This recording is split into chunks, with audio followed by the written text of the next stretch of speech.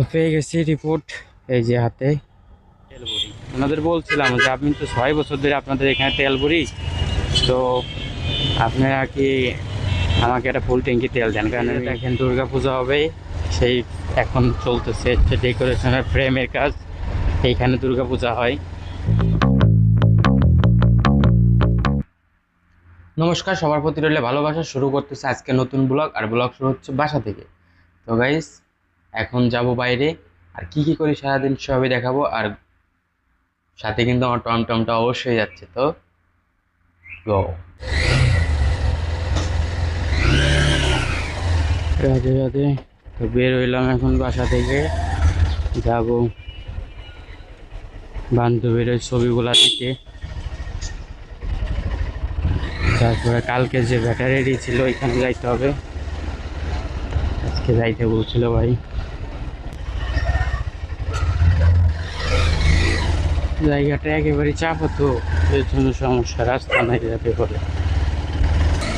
ফুল আদা শার্ট পরে আসলে ভালো হইতো, পুড়ে যাইতেছে মনে হয়। রুমের থেকে মনে হলো বাইরে রোদ নাই, রোদ যখন গায়ে আসে লাগে তখন আর ভালো লাগে না। অনেকদিন পর একটা পরিচিত দোকানে আসলাম।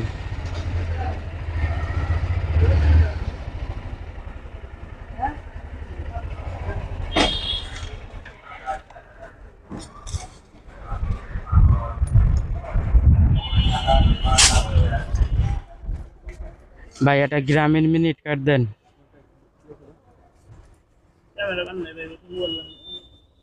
ভালো আছেন আপনি? বড় ভাই, ভালো আছেন আপনি? দেন এটা। না না, 20 টাকাটা দেও। হুম। তো চেঞ্জ করলাম ডিসিশন, আগে যাব এখন মেডিকেল, ওখান থেকে রিপোর্ট নিব, তারপর হচ্ছে যাব। আর ছবিটা হচ্ছে পরে দেব বিকালে। ফোন দিয়েছিলাম, নাম্বার ছাড়া দেখা গেল এখানে যে ফোন দিতে পাবো না, আমার ফোনে নেট নাই। তাই এখন মেডিকেল থেকে রিপোর্টটা নিব। চোখে বালি এসে লাগলো, উপরে অনেক কাজ করতেছে। মেডিকেল থেকে রিপোর্টটা নিব, রিপোর্ট নিয়ে যাব হচ্ছে বাইকের অ্যাক্সেসরিজ বা ব্যাটারি যেখানে আছে আমার কাছে, তারপরে যাই দেখি।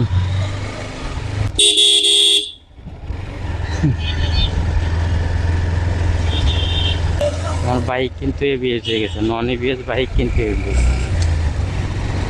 দেখবেন কেমনে, এটা টান দিলাম,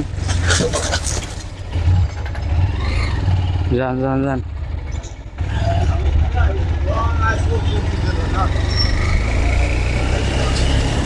এবিএস দেখা যায়, আমি গেছিলাম তেলের কারণে। এখন নন এবিএস গাড়ি এবিএস কিভাবে, এটা দেখাই দিচ্ছি। এই দেন, চাপ দিতেছি ফুল, তারপরেও কোনো সমস্যা হয় না। টেকনোলজিয়া যত জোরে প্রেস করে ধরি না কেন, এই যে কিছুই হবে না, চাকা লক হবে না।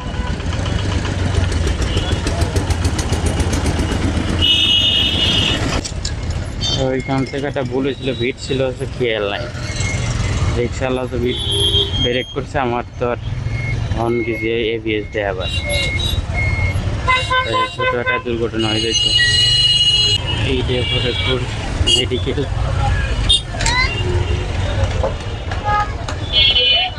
পরমাণুটা কোন সাইডে আমি তো জানা নাই। আঙ্কেল, পরমাণুটা কোন সাইডে? ওই যেটা, ওই সাইড দিয়ে না? ধন্যবাদ।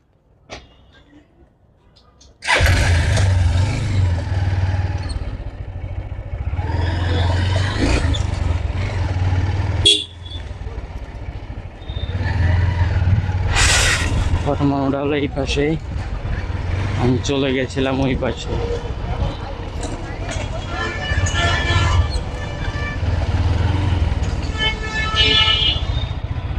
এই সাইডে নাকি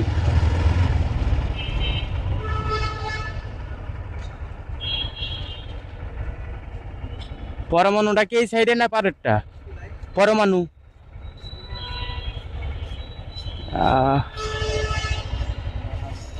ও পরমাণু চিকিৎসা এই পাশে।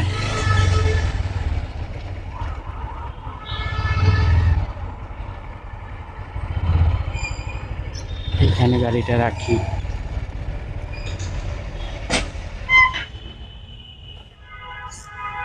সিস্টেমে রাখতে হবে এবং তালাও মারতে হবে। হসপিটালের জায়গা, কোনো রকম কোনো ইনসিকিউর ফিল করা যাবে না। ওকে 100% সিকিউর করে যেতে হবে। মজা। এই হচ্ছে পরমাণু।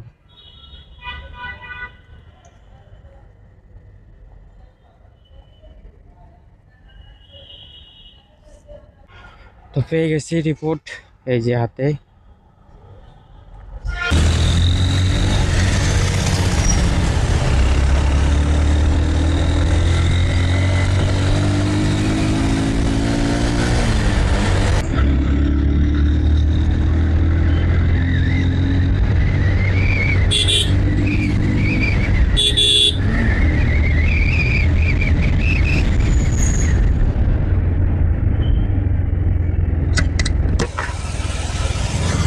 খুবই সুন্দর একটা রাইড দিলাম এই মধ্যে, ভালো লাগলো। অনেকদিন পরে একটু জোরে চালাইলাম গাইস।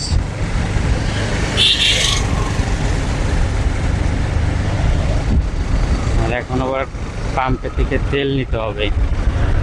যাই 200 টাকার তেল নিয়ে যাই। গরিবস কি করা যাবে।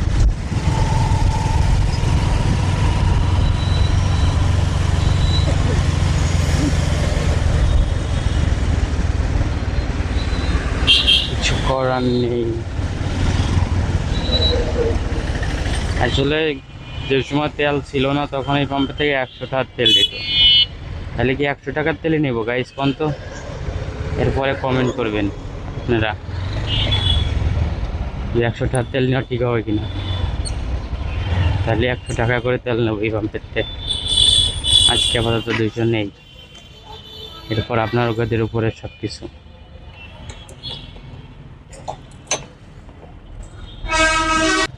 $220।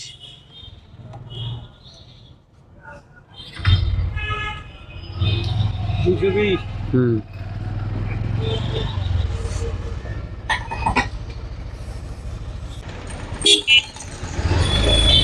100 টাকা করে তেল দিত, এর বেশি দিত না। তো এখন ওনাদের কাছ থেকে তো আসলে বেশি তেল নেওয়া আমার মনে হয় না ঠিক। 200 টাকা কি 50টা নিলে 50 টাকা নিতে হবে। আর যে পাম্প থেকে আমাকে দিয়েছিল হচ্ছে 1000 টাকা তেল বা ফুল ট্যাঙ্কি, সেই পাম্প থেকে আসলে আমি নিতে চাই ওইভাবেই। আর এই পাম্প থেকে দিয়েছিল হচ্ছে মাত্র 100 টাকা। আমি এখানে থেকে তেল ভরছি মিনিমাম 6 বছর আমার এই গাড়ির কেনার প্রথম থেকে, কারণ এই পাশে একটা হোন্ডা শোরুম ছিল, তখন থেকে আমি ওনাদের এখানে তেল ভরি। ওনাদের বলছিলাম যে আমি তো 6 বছর ধরে আপনাদের এখানে তেল ভরি, তো আপনারা কি আমাকে একটা ফুল ট্যাঙ্কি তেল দেন, কারণ আমি সেই সময় মধুখালী তো থাকবো না আর কি, মধুখালী যাবো অনেকদিন পর আসবো শহরে। তাহলে কয় না 100 মালিক কয়ে যে 100 টাকার তেলে নিতে হবে। তারপর থেকে চিন্তা ভাবনা করছি ওই পাম্পের থেকে আমি 100 টাকার তেলই নিব, এর বেশি সম্ভব না। তারপর 200 নিলাম। আপনারাই গাইজ বলেন, সব কিছু বললাম খুলে মিলে। তো আপনাদের যেটা বলবেন ওটাই করবো। আপনাদের কি মনে হয়? যদি মনে হয় যে না ওই পাম্প থেকে বেশি ভরা উচিত হবে আমার, তাহলে তাই করবো। আপনাদের উপরে সব কিছু নির্ভর করতেছে, কিন্তু একদম সঠিক সিদ্ধান্তটা দিবেন যেটা আসলেই করা উচিত ওনাদের সাথে। তো বলতে বলতে চলে আসি ভাইয়ের কাছে। এই যে এই জায়গায় হলো ব্যাটারির ডিজেফিলিন।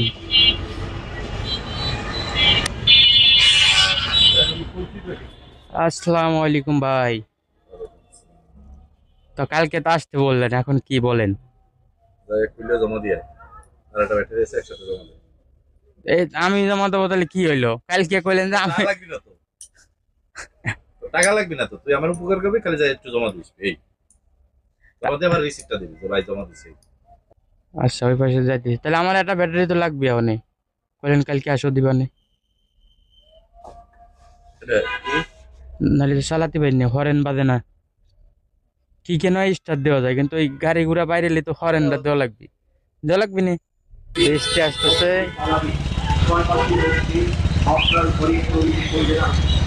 এই বৃষ্টির আগে বাসায় ঢুকতে হবে যেভাবে হোক, নাইলে পাগল হয়ে যাওয়া লাগবে।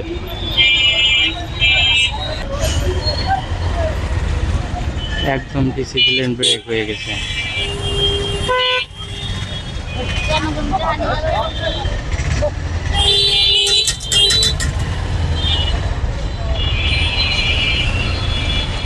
সিস্টেমে বেরিয়ে পারছি।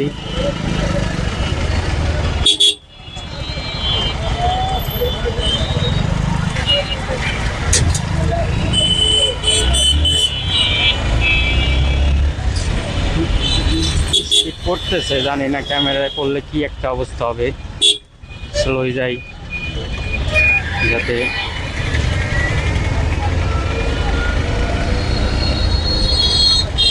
তো ভাইয়ের কাছে গেলাম, তো ভাইয়ের উপরে সব কিছু ছেড়ে দিয়ে আসলাম যে ভাই আপনার যেটা ভালো মনে হয় ব্যাটারি সেটা করেন, এর থেকে বেশি কিছু আমি চাই না। যদি সম্ভব হয় তো চেঞ্জ করে দেন, আর যদি সম্ভব না হয় তাহলে যেটা ভালো মনে হয় ওইটাই করেন। এতদিনের সম্পর্ক। গাইজ এই যে দেখেন দুর্গা পূজা হবে, সেই এখন চলতেছে হচ্ছে ডেকোরেশনের ফ্রেমের কাজ, এইখানে দুর্গা পূজা হয়। কত আগে, এখনো 2 মাসের মতো বাকি আছে, কত আগে থেকেই করা লাগে সব কিছু। পূজা আসতেছে, এইটাই সবচেয়ে বড় এক্সাইটমেন্ট। আর পূজা শুরু হয়ে গেলে চলে যাবে দেখতে দেখতে, তখন আর বলার সুযোগ থাকে না, তার আগেই নাই। এইখান দিয়ে যাওয়ার একটা বাইপাস লাইন আছে আমার, অন্য কোনো এক সময় গাইতে দেখাবো আপনাদেরকে, চেষ্টা করব। আসলে বৃষ্টি ওই পাশেই পড়তেছে, এদিকে তো কোনো বৃষ্টিরই পড়তেছে না, কোনো ঝামেলাই নাই বৃষ্টির। তার মানে শুধু মনে হয় ভাঙা রাস্তার মোড়ে ওইদিকে বৃষ্টি হইতেছে, এদিকে বৃষ্টির কোনো প্যারাই নাই।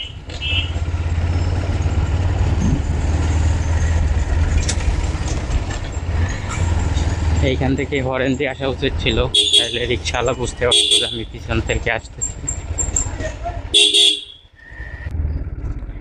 আসতে দেখো, নইতে দেখো। গাইস তো চলে আসছি বাসার কাছেই, তো বের হইলাম বাসা থেকে, এখন যাব দেখি ব্যাটারি ফোন দিল ভাই, ব্যাটারি মনে হয় আবার সেই বাইর গাড়িটা আমাকে দিবে, তারপরে এটা পাঠাবে যশোর।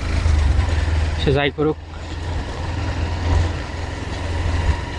আগে যাই দেখি কি করে, তারপর বাকিটা বলবো। কি বলবো, রোদ্রের কি তাপ, বাইজরের মধ্যে যাই মনে হচ্ছে ঘুরে গেলাম। একটা ব্যাটারি ম্যানেজ করছে, তারপরে এটা পাঠাই দিবে, আর রবিবার শনি রবিবারের দিকে পাবো আমার ব্যাটারিটা এক্সচেঞ্জ করে, যেটা আসবে। তো যাই, আর বৃষ্টিও আসতেছে, তাড়াতাড়ি বাসায় ঢুকতে হবে। রাধে রাধে বের হইলাম, আর এখন যাব হচ্ছে উপার। আর আজকে সারাদিনই উপর গেলাম, খালি উপার ছাড়া কোনো কাজ নাই, বৃষ্টি হয়ে গেছে।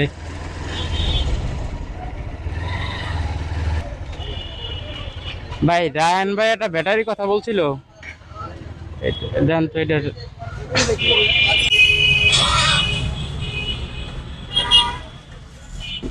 ব্যাটারি ওইটা 100% ড্যামেজ ভাই, এই যে এই ব্যাটারিতে যেরকম সেলফ দিলে মারলে হয় না, এটাও সেম পারফরমেন্স ব্যাটারিতে। এটা এটা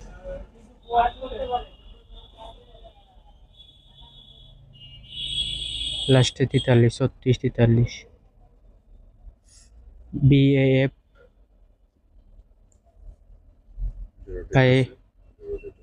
0750Z433 বুঝলাম। আচ্ছা ওইটা এটাও মিলছে। দুটাই নেই, এটার একটা বক্স নিতে হবে বুঝছস? এটার সাথে মিলিয়ে এটার সাথে মিলিয়ে দিই।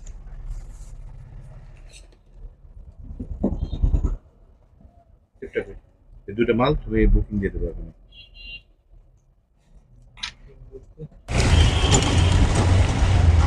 আজকে ব্যাটারির এই কাজ করতে করতেই সন্ধ্যা লেগে গেল।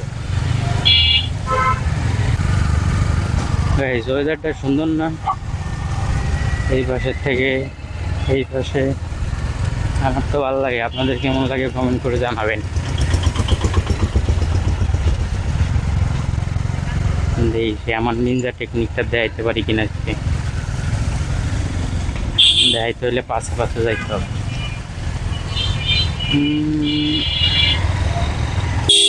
এই যে এই দেখেন, খেয়াল করেন কোন জায়গাতে আমার গাড়ির চাকা ঢুকাই, দেখছেন? একে বলে নিনজা টেকনিক, ইটটা খরচ হয়ে চলে আসবে।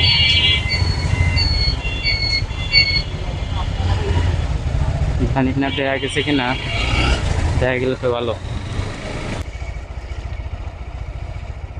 বাচ্চার উপরে যাবো আর আনবো, তো তালাটা অবশ্যই মারতে হবে।